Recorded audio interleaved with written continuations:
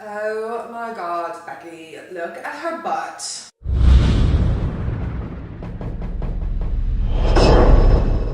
Hello, welcome to BLPtv, your one-stop shop to learn everything you need to know about how you can create a life you won't need a holiday from. My original plan was to hold off on launching BLPtv until the new year, but there's something really symbolic about the new year and its meaning and how amazingly inspiring it is for so many people who want to set a New Year's resolution, or in other words, create a goal. A couple of weeks ago, myself and James were thinking about our vision for 2015, and it basically came about because we were thinking about what it is that we did for 2014. I used to think that if I could achieve 3 big things, that I would be pretty happy. Those 3 big things I would usually jot in the back of my diary, and I would work pretty hard at trying to achieve it. But I did it for so long that I got good at achieving it. It no longer scared me in any way. It was just 3 things at the end of the day. And I realised I had been limiting myself and my potential to actually do big things, to flourish and thrive. So I've decided that 2015 is going to be my year of doing as many big things as I possibly can. I'm not going to limit it. I am going to create so many new and exciting experiences because I want to live a life that I love, a life that I don't need to take a holiday from. And I want to show you guys really quickly how it is that I do that. Myself and James like our whiteboards, and I would encourage you to actually pick one up yourself as well, or even use a pin board or a glass board. There's something incredible about being able to see what it is that you want to do, I guess, in big writing on a big piece of paper on a big freaking whiteboard. So basically, when I was creating my personal vision for 2015, it was very important for me that I took stock of exactly what it was that I did in 2014. Now, you can create a circle like this if you want to, or you can just create columns. I always go to the wheel because I just find it breaks things down into bite-sized chunks. I can get quite overwhelmed very, very easily, but I know the only way to eat an elephant is one bite at a time. And when I see things in chunks like this, it reduces the overwhelm quite a lot. So when I was looking at what I did for 2014, I basically would create a wheel like this, or I would create a column, and I would write down everything that I did. Now this is going to basically have 2 effects. So you're going to be either one of 2 different types of people. One, you're going to look at this list and you're going to go, wow, I actually kicked ass. I had no idea I did so many amazing things with 2014. I feel so inspired and I feel so much more confident to create an even bigger year in 2015. Or you will look at your list in 2014 and you're going to feel very, very disappointed.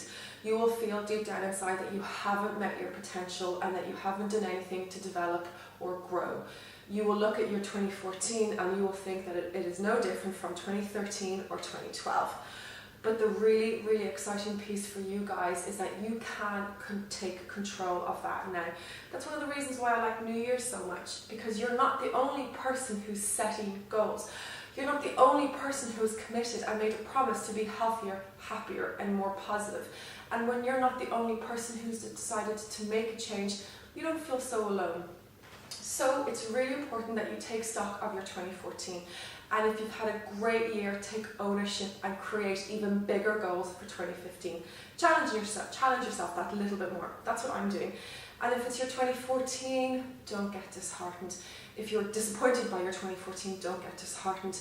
Rise above it and take 2015 as an opportunity to really go after it.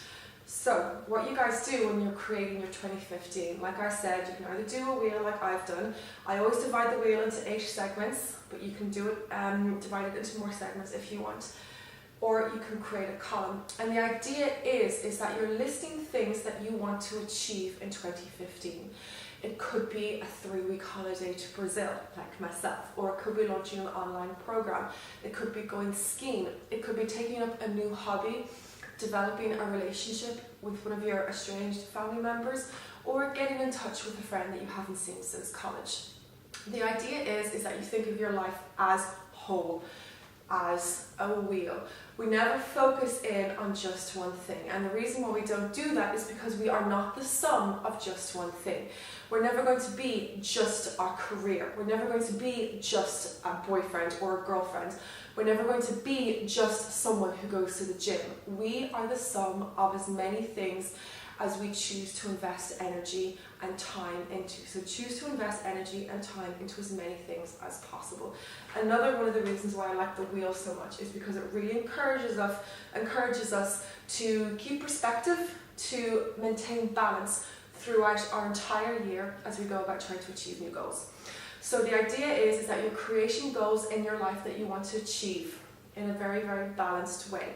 So when I'm creating a goal, I always think of 3 goals in order to maintain balance. I always think of a health and fitness goal because I really value my health and fitness, and I know that it is the platform for which I will succeed. I will create a personal goal. For me, it's going to Brazil next year for 3 weeks with James. There's a huge motivation there for me to be able to put things in place and get the Better Life Project to a place where I can do that. And my 3rd goal is in relation to the Better Life Project. I want to be able to do so much more. I want to be able to launch an online program. I want to be able to get the Better Life Project website up and running. There are so many things around it that I want to be able to do. So I will include all of that into the wheel, and I will take steps towards that every single day.